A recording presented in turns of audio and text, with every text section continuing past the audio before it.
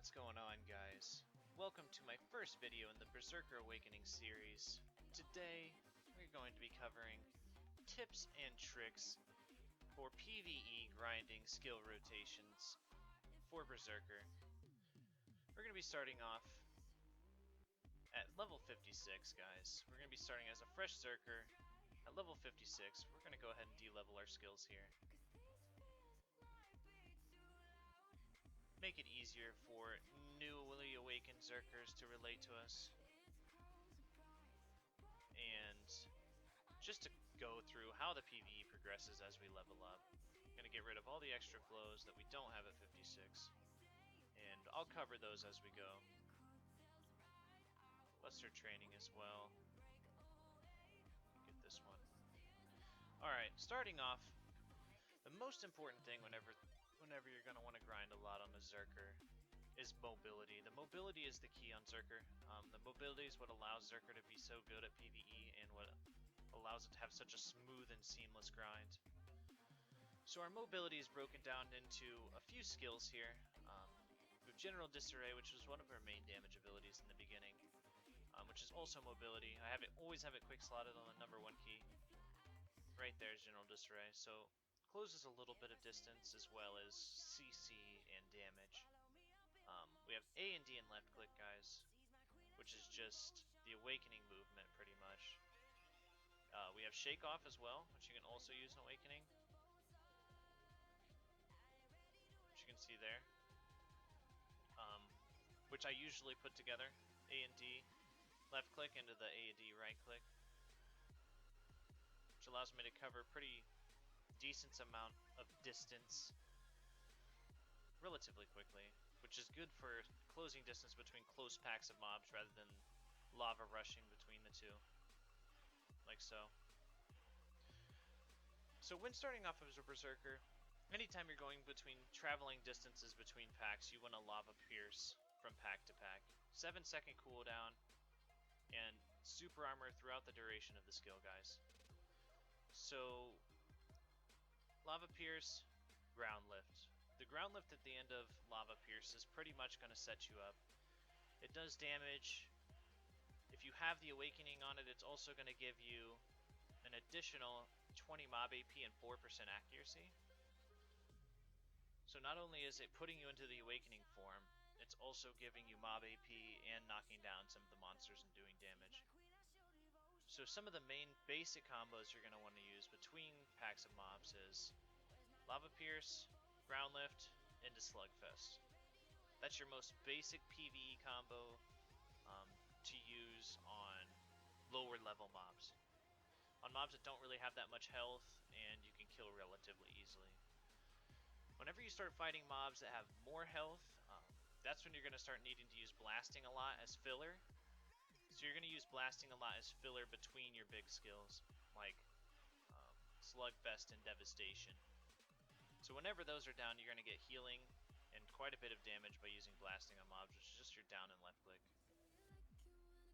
So you use that to either finish off mobs, or just use for a heal in between your skills.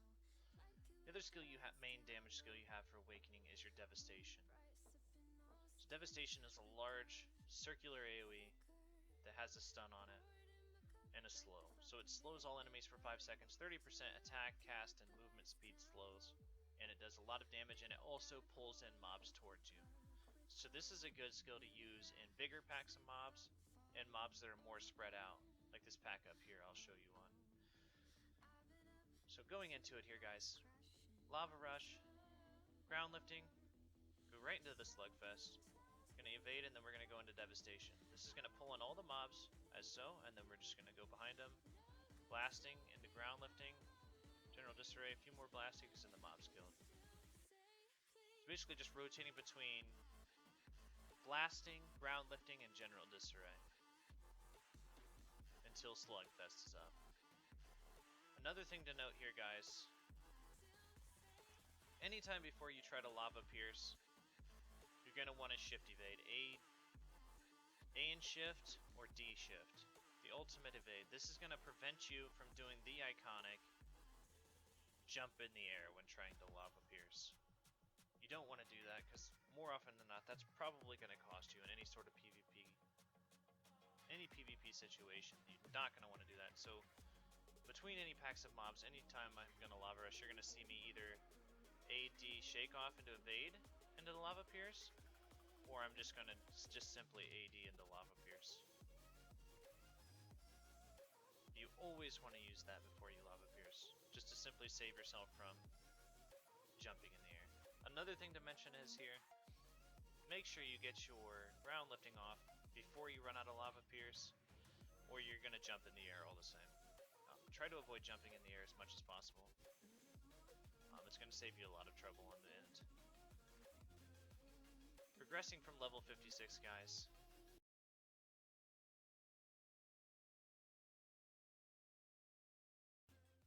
Get some skill upgrades. 57, we get a few more damage upgrades, nothing huge here. No additional flows besides shooting mobility. So we're going to go ahead and go to level 58, where we get the Earth Dividing Flow, which is pretty much going to give us a lot more damage in PvE here. So Earth Dividing Flow basically adds a final punch to Devastation, which includes a stun and pretty high damage. So as you can see there, it makes Devastation a lot stronger, and it's going to make it more viable to use more often in PvP. So once you hit 58, Devastation is going to be a lot stronger in PvE, and PvP for that matter. So you're going to want to use that on cooldown for the most part.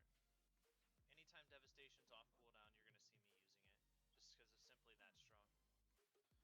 Luring mobs together, and then pulling them in with Devastation, finishing them off with blasting. Ultimate evasion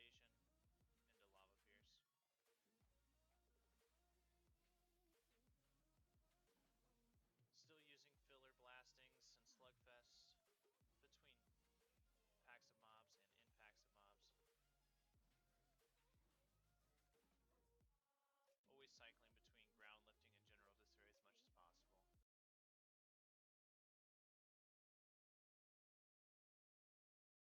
It's going to give you a lot of damage. At level 60, you get a few more upgrades here.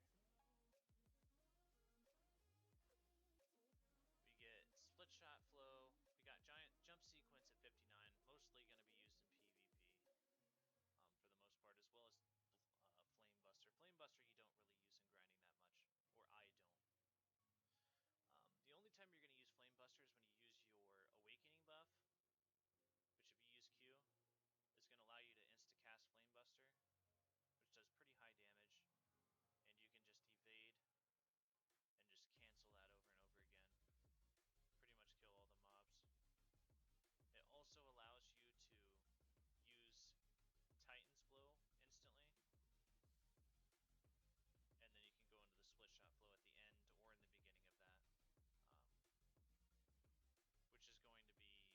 going to be one of your bread and butter skills for PvP at the higher level.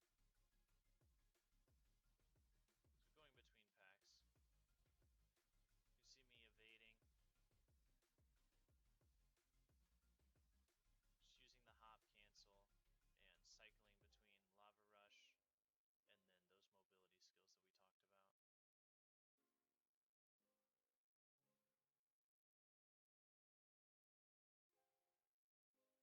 mobility skills that we talked about. As you guys can tell, I don't use Titan's Blow that often. I'll use it occasionally between mobs whenever I have high health mobs following, so I'll lure several mobs into another pack and then I'll charge it up while I wait for the mobs to aggro in, and then I'll just use that to clear all the mobs at once. After that, I'll just evade out and then move on to the next mobs. If you guys have any questions, feel free to leave a comment down below. Don't forget to like the video. Subscribe to the channel, guys. Hope I could be a help.